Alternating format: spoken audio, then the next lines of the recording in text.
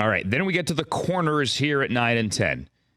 This is Brad Spielberger's list, PFF, top 150 free agents, and free agency, the window opens on the 11th, and then the deals can be done on the 13th.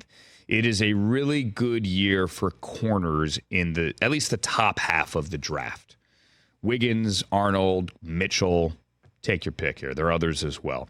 You have corners at 9 and 10. You have Jalen Johnson from the Bears at 9 and L'Jarius Sneed from the Chiefs, who we just saw put on a virtuoso performance down the stretch in the postseason, at 10. L'Jarius Sneed has already said, pay me. I want to get paid. And you have to factor him and Chris Jones together here, right? How do they work this in Kansas City?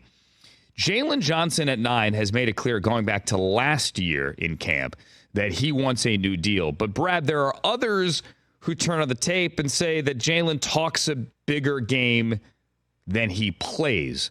The Bears have a good young secondary. Do they pay Jalen Johnson?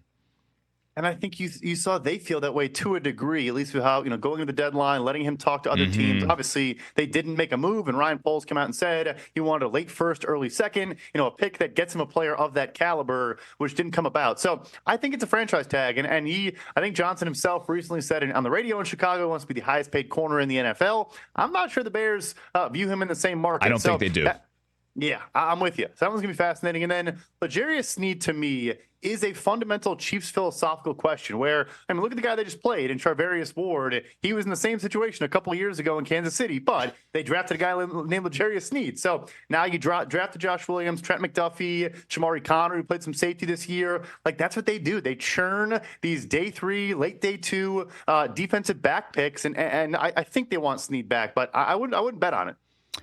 I'm not going to go through your whole list because there are 150 names, but number 11, because we did the top 10. Number 11 to me is really interesting, and I talked to him last week as well. That's Michael Pittman of the Colts, who has come on. He put up a season this past year, and he's a second-round pick. And he still has that second-round pick chip on his shoulder, understandably. All of them do.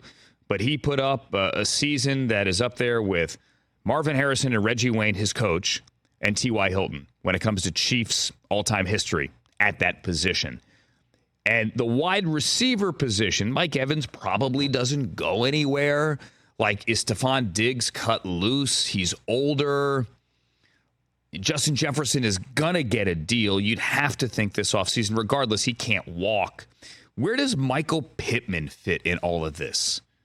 I think he's viewed kind of just that tier below. You mentioned the second-round draft pedigree. He also didn't test very well, and it's interesting because, he still gets 100 catches and 1,000 yards seemingly every year, but he has a fascinating profile. He's this receiver outside guy with an average depth of target 9 yards beyond the line of scrimmage. It's just not really a profile we see very often, but almost never drops the football, extremely sure-handed, big catch radius, and this past year you saw better after the catch, making players miss in space.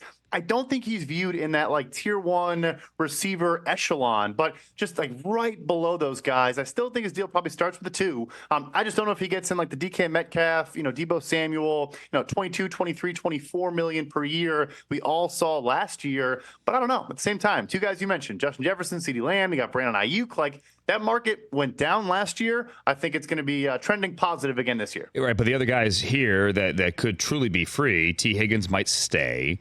Hollywood Brown, I'm sorry, he's not going to get that kind of money. He's not a 1. And then you're looking around for names. Do you want to be in the Calvin Ridley business?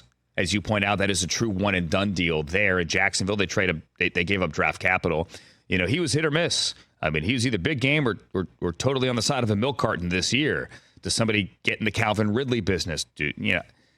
It's fascinating. And there will be other names here. Other guys will get cut, like Michael Gallup we mentioned. I don't know that he is going to get cut, but, I went to the Combine a couple of years ago, certain that Amari Cooper was going to get cut. He didn't, right? He hung around another year, and then the Cowboys flipped him to the Browns, and the Browns are thrilled that they have him. Catch the Rich Eisen Show every single day on the Roku channel, 12 to 3 Eastern, for free.